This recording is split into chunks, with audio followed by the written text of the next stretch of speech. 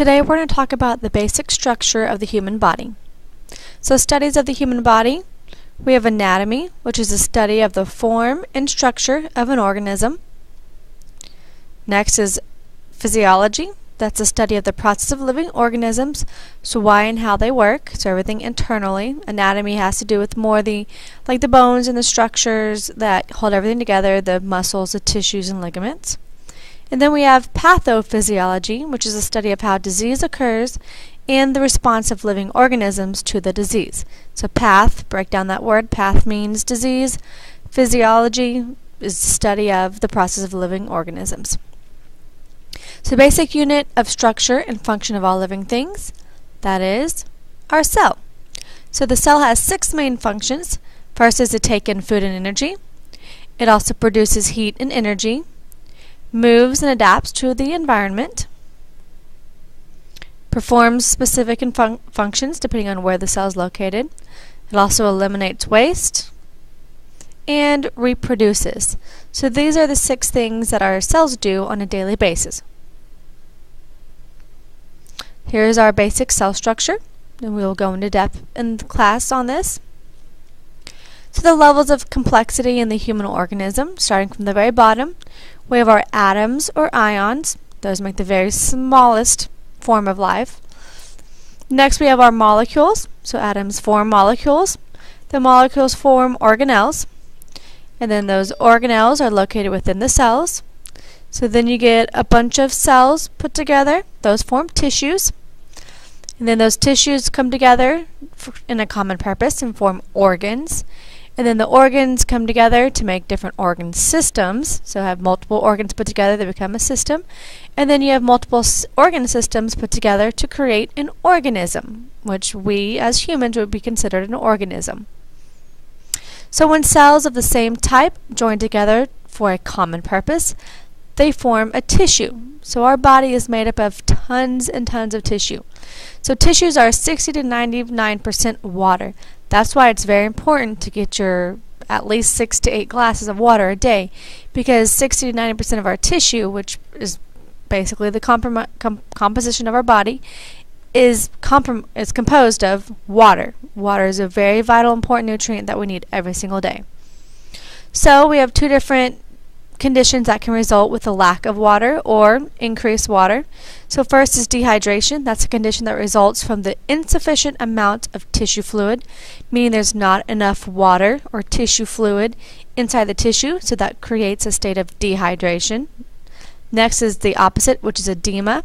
This is a condition that results from the excess amount of tissue fluid, meaning that the tissues are retaining more water than they are supposed to, causing edema, which is a form of swelling. Alright, we have 4 main types of tissue. The first one we're going to talk about is epithelial. They cover the surface of the body and line the cavities. Second one is connective tissue, supporting fabrics of the organs and body parts. So again, the fascia, tendons, ligaments, those kind of things. Next is nerve. So nerve tissue. These control and coordinate body activities by transmitting messages throughout the body. And then the fourth one is our muscles. So yes, muscles is a type of tissue. They produce power and movement. Without muscles, our body, we would not be able to stand up straight. We would not be able to hold up our pen. We would not be able to pick up a glass of water to keep our tissues hydrated. So muscles, nerves, connective tissues, and epithelial tissues are all 4 of the main types of tissues. Alright, so the organization levels of our cells. First we have the protoplasm, which is a semi-fluid substance of which all things are composed of. Next we have our cells, which are the basic unit of all life. Then you have the cells that make up the tissues, which are specialized groups of cells. And then those cells come together to make organs. So that's tissues that function together. So those tissues that are made up of cells all form together, and then they create an organ. And then those organs come together to create systems. So systems are organs functioning together for the same purpose. Systems make up the body. Alright, next is fatty tissues or soft connective tissues. This is another type of our tissue. So its proper name is adipose tissue. So adipose tissue consists of what our fatty tissue is, or our fat in our body. So the function of our fat is a good thing, but not in an excess amount. So you do need fat. Having 0% body fat is not a good thing. So one of its functions, it provides energy, so it is an energy store. Next, it insulates the body, so it helps keeps us warm, gives us a little padding if we fall. Provides padding for the body, so it again provides padding so that if we fall, we get hit, we're not hitting directly onto the bone, directly onto our internal organs and damaging things. So bone tissue and cartilage. So yes, bone is considered is a type of tissue, and cartilage as well. So the difference between the two is that bone tissue has calcium salts, nerves, and blood vessels. Calcium does not, cartilage does not.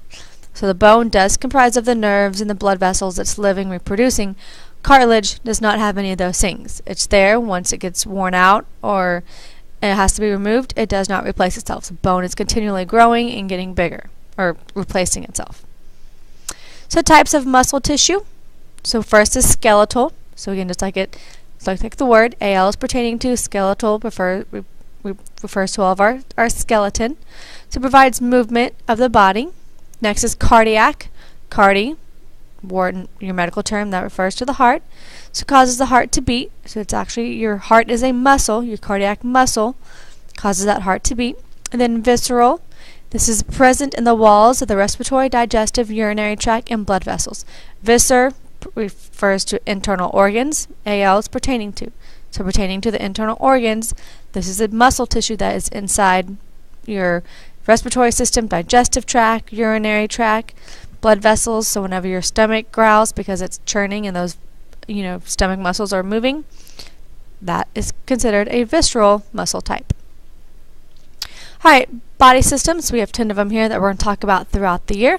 We have skeletal, muscular, circulatory, digestive, respiratory, integumentary, urinary, nervous, endocrine, and reproductive systems. These are systems we'll talk about throughout this next semester.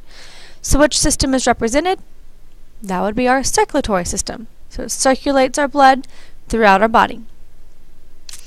Next, we're going to talk about body processes. So metabolism. Metabolism is a very important process within our body. Without this, we would not be able to function and make energy. So all the chemical reactions needed to sustain life, that's what metabolism is, consisting of catabolism and anabolism. ATP, or adenosine triphosphate. This is a very, very important chemical within our body. Basically, energy, this is the energy obtained from the breakdown of nutrients, is used to form this compound. So we take all of our proteins, carbohydrates, take all the food that we take in, the fat, it's broken down. It all is broken down into ATP, and ATP is what gives us energy within our body. Homeostasis. So homeostasis, that is a state of internal balance maintained by negative feedback. So stasis, break down homeostasis. Stasis means staying. Homeo means the same, so staying the same.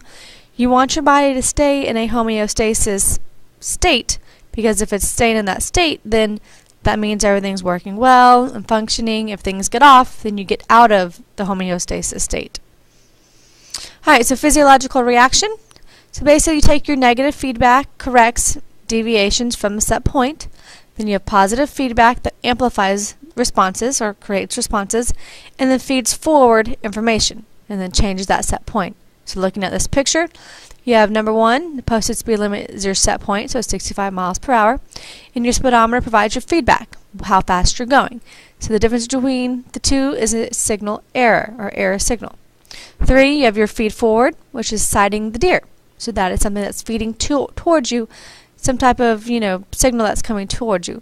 So that changes the set point and tells you to slow down.